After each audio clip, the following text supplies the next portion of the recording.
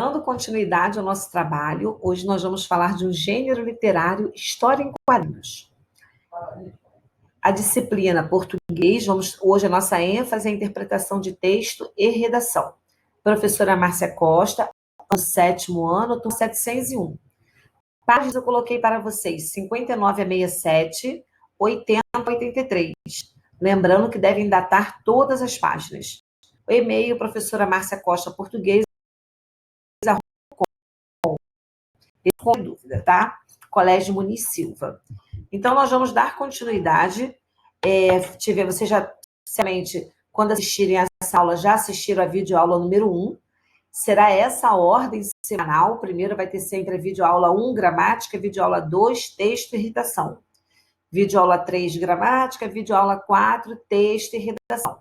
Assim sucessivamente, até que nós consigamos aí sair dessa situação aí de coronavírus, tudo bem? Vamos lá?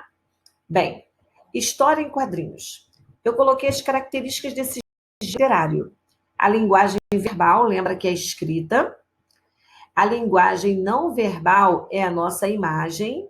Então, toda história em quadrinhos, eu sempre vou ter a imagem, sempre tem um desenho.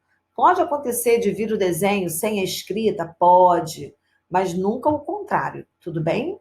Texto narrativo. A história em quadrinhos é um texto narrativo. Quando eu penso no texto narrativo, eu penso nos momentos. Situação inicial, desenvolvimento, desfecho. O que nós temos também numa história em quadrinhos? As onomatopeias, que é uma figura de linguagem que apresenta sons, ruídos. Depois vocês vão ver nos próximos slides que eu consegui colocar algumas imagens para vocês, tá? Os balões, nós temos os balões de fala, de pensamento, cochicho e grito. Não é necessário narrador.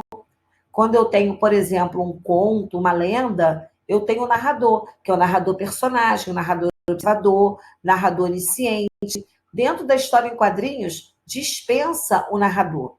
A linguagem, uma linguagem simples, e como eu falei que nós temos situação inicial, desenvolvimento e desfecho, logo também temos uma ordem cronológica, é a ordem que acontecem os fatos, tudo bem? Bom, vamos lá, seguindo.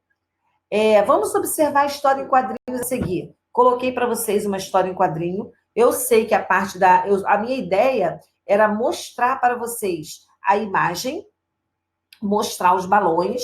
É claro que a escrita ela não está legível, mas não é esse meu objetivo em mostrar essa imagem. Eu quero que vocês visualizem esse primeiro quadrinho, quando o personagem corre com a bola, esses recursos que estão ao lado dele, essas linhas que estão ao lado da cabeça, mostra que ele está correndo.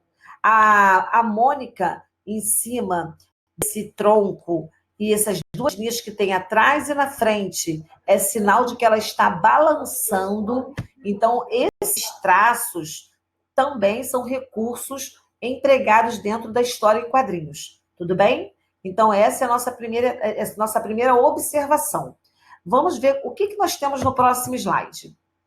E agora, vejam os balões. Esses ficaram ótimos, né? Temos o da fala, olha como ele é lisinho. Você viu o meu livro? Esse é o da fala. O do pensamento é a nuvenzinha. Onde estará meu livro? E o grito, não! O cochicho, não conte isto para ninguém. Esse do amor, eu adorei, né? Acho que estou apaixonado. A ideia é a luzinha. No livro de vocês tem da fala, do pensamento, do grito e do cochicho. Então, nós temos aí mais dois aí, é legal que tem mais informações para vocês. Tudo bem? Então, vamos lá, 7º ano. Onomatopeias. Coloquei alguns exemplos de onomatopeias empregados também em história em quadrinhos. Tá? Quando vocês olharem, já sabem qual o nome desse recurso. Chama-se onomatopeia. Tudo bem? Indica um barulho, um ruído. Então, temos o crash, temos o zap, o smash, ups, ou, ok? Seguindo. Bem, já conhecemos os recursos mais utilizados na história em quadrinhos. Então, todos estão preparados para criar a sua. devem fazer as páginas 80 a 83. Não se esqueçam dos elementos que estruturam esse gênero. Em relação ao desenho, não se preocupem. Eu sei que não tem nenhum, não consigo. Faça do seu jeito, ok? Mas tenham atenção no texto, que deve apresentar os momentos do texto narrativo. O texto, quando vocês colocarem os balões, tentem fazer uns balões que eu consiga ler. Lembrando que certamente vocês vão mandar foto no e-mail. Então, se fizer uma coisa muito pequenininha por foto, então eu não vou conseguir ler. Então, eu preciso muito que vocês estejam atentos em relação ao texto verbal, a linguagem verbal. Divirtam-se e boa atividade. E para finalizar, nós temos os lembretes. Toda aula vai ter lembretes. Assistam a videoaula com atenção. Esse é o primeiro ponto. Lembra que quando entro na sala, eu coloco a data e coloco lá nossos itens? Então, na nossa aula também tem essas informações. Primeiro, assistam a videoaula com atenção. Segundo tópico, depois façam as páginas indicadas. Terceiro, datem todas as páginas. Quarto, anotem todas as informações dos slides no caderno de português. E, por último, enviem dúvidas e as respostas das páginas para o e-mail indicado no primeiro slide. Tem lá a professora Márcia Costa, português, @gmail.com. Esse e-mail foi criado só para os alunos do Colégio Munisilva. Mas eu vou pedir a vocês o seguinte, quando vocês mandarem, coloquem para mim assim, primeira coisa, turma, 701 e o nome do aluno completo. A data de envio vai ser dia 9 de abril.